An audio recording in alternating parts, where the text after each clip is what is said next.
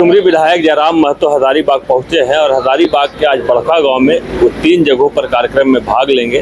हमसे अभी मुखातिब हुए हैं और मीडिया के सवालों का जवाब उन्होंने दिया है। कई महत्वपूर्ण चीज़ों पर उन्होंने बात की है, लेकिन आपको बता दूं उन्होंने किस मकसद से हजारीबाग आया ये बताने के अलावा राज्य के स्वास्थ्य सेवाओं पर हमला बोला है और कहा है, साथ ही साथ उन्होंने इरफान अंसारी पर हमला बोलते हुए कहा है कि सिर्फ मंत्री बन गए हैं, टूर पे हैं, स्वास्थ्य सेवाओं में कोई बदलाव नहीं आ रहा है। लगातार अब मानसून सत्र शुरू होने वाला है। उन्होंने बताया है कि विस्थापन इस बार मानसून सत्र में एक बड़ा मुद्दा होगा जिस पर वो सरकार को घेरने का प्रयास करेंगे।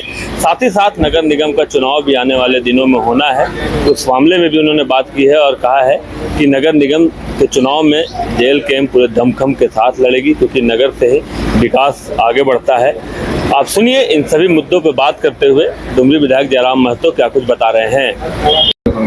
एक बड़ी से आया था, शायद आपके संज्ञान में होगा, एक सरकारी डॉक्टर ने निजी नर्सिंग होम में रेफर किया था और एक सदर अस्पताल का मामला था जहां पर 1 घंटे तक दरवाज़ा खटखटाने के बाद भी गायनो वार्ड का ओटी का दरवाज़ा नहीं खुला था। जेबी केसेस हजारीबाग से लेकर हमलावर नहीं दिख रही। देखिए, थोड़ा सा समय लगेगा क्योंकि हजारीबाग एक शहरी क्षेत्र है और सत्य को स्वीकार करने में हम लोग कभी संकोच नहीं किए हैं। तो शहरों में थोड़ा सा हम लोग का जो सांगठनिक प्रभाव है वो अन्य क्षेत्रों की तुलना में थोड़ा सा अभाव दिखा है। तो निसंदेह हम लोग यहाँ जैसे अपने संगठन को दुरुस्त करेंगे, इसे तमाम जन मुद्दों के साथ हम लोग मुखरता के साथ दिखेंगे।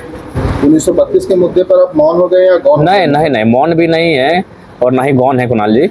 आपको जानकारी होगी विधानसभा बजट सत्र का जो अंतिम दिन है, जिसे हम लोग गैर सरकारी संकल्प का दिन कहते हैं, वो दिन ऐसा होता है कि जिसमें जब तक उसमें सभी विधायक अपना कोई ना कोई संकल्प डालते हैं और उस पर बहस होता है। चाहे उसके लिए अगर रात भर चलेगा विधानसभा तो रात भर चलती है। तो उस दिन मेरा बहस ही था 1932 के कत्यान पर और सरकार का उत्तर था प्रक्रियाधीन। तो आपको भी जानकारी है कि भाई वो सरकार की चीजें हैं, जो मेजोरिटी के साथ सत्ता में बैठे हैं उनको करना है। बाकी हम आवाज सड़कों पर उठाते थे, सदन में भी हम उठा रहे हैं। ये सवाल इसलिए था ना कि अभी आप डिफेंसिव हो गए। पहले जब वो विधायक नहीं थे तो हर जगह 1932 को बहुत प्रखरता से और कट टू कट बात करते थे। नहीं, अभी भी है तो थोड़ा बड़ा डिफेंसिव मोड में। नहीं, डिफेंसिव बिल्कुल भी नहीं है। अभी भी हम स्थानीय नीति 1932 कत्यान ऑब्लिक तमाम जो झारखंड की नीतियां हैं उनके समर्थक हैं और सदन में भी हम मजबूती के साथ उन बातों को रख भी रहे हैं। और एक बात, जब विधायक बने तो एक बड़ा वायरल हुआ था जब आप बोले थे कि पटक के मारेंगे, नाजिर को बोले थे। क्या विधायक को ऐसी भाषा बोलनी चाहिए या फिर जरूरत पड़ती है? देखिए, जरूरत पड़ती है, सही बात है। अगर एक संवैधानिक पद में है या फिर अगर एक सामान्य नागरिक भी हैं तो मानव जीवन में दूसरे मानव के लिए आप इस भाषा का प्रयोग कोई भी नहीं करना चाहेगा। हम भी उन भाषाओं का प्रयोग नहीं करना चाहेंगे। लेकिन चूंकि पूरी दुनिया ने ये देखा, चूंकि विधायक का बोली था कि पटक के मारेंगे, सबने देखा, लेकिन उसकी उस बोली के पीछे का कारण ये था कि उस व्यक्ति ने गरीब आदमी से 10,000 रुपये घूस लिया था।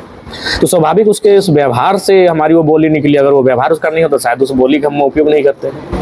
सारे जिस तरीके से देख रहे हैं वो हमको लगता है कि सिर्फ चूंकि मंत्री पद मिला है तो उस मंत्री पद के नाते झारखंड भ्रमण हो जाता है, थोड़ा सा तामझाम हो जाता है और थोड़ा सा मीडिया में बने रहते हैं। बाकी स्थिति क्या है इस छुपा नहीं। आज राज्य में सबसे ज़्यादा अगर व्यवस्था ठीक नहीं है किसी चीज़ की तो स्वास्थ्य व्यवस्था है, बिल्कुल बेकार स्थिति में है।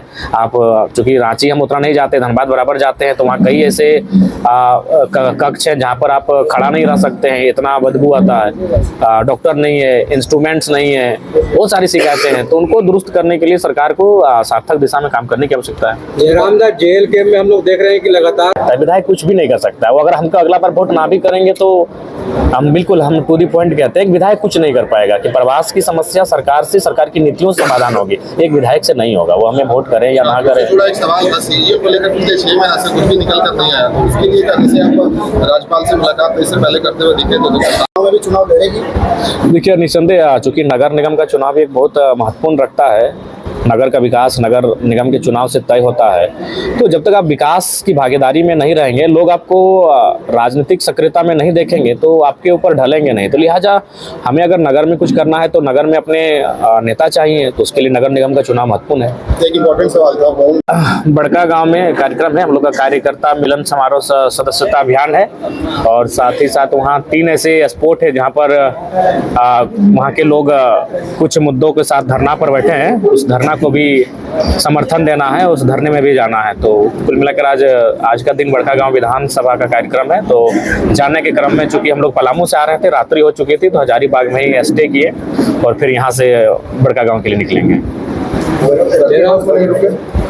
चूंकि सर्किट हाउस शायद जगह नहीं था, सर्किट हाउस के लिए ही हम लोग कॉल किए थे, हमारे महेंद्र जी और संजय जी को जिम्मा दिए थे। तो उन्होंने कहा कि नहीं, वहाँ जगह नहीं है। तो हमारे एक मित्र है और बोले कि नहीं, अगर विधायक जी आएंगे तो हमको कोई शुल्क नहीं चाहिए, बस अगर खाना वाना खाएंगे तो उसका आप शुल्क दे दीजिएगा। तो फिर बोले ठीक है, अगर ऐसा बात है तो हम लोग वहीं आ जाते हैं। तो फिर झारखंड भवन और सर्किट हाउस में जगह नहीं मिली।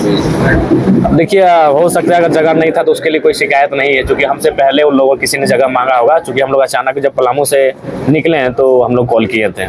बोला जाता है कि सुना आपने जयराम महतो ने क्या कुछ बताया। काफ़ी हमलावर थे वो इरफान अंसारी पर। उन्होंने साफ तौर पे कहा कि इरफान अंसारी सिर्फ मंत्री बन गए हैं और टूर पे हैं, घूम रहे हैं। स्वास्थ्य सेवाओं में जो बदलाव आनी चाहिए वो नहीं आ रही है। आप जयराम महतो आज बड़कागांव में 3 कार्यक्रम में भाग लेंगे। कट ऑफ डेट को लेकर जो विस्थापन की समस्या को लेकर जो युवा धरने पर बैठे हैं उनसे मिलेंगे। गोंदलपुरा में जो अडानी को कोल खनन परियोजना आवंटित हुई है वहाँ जाएंगे।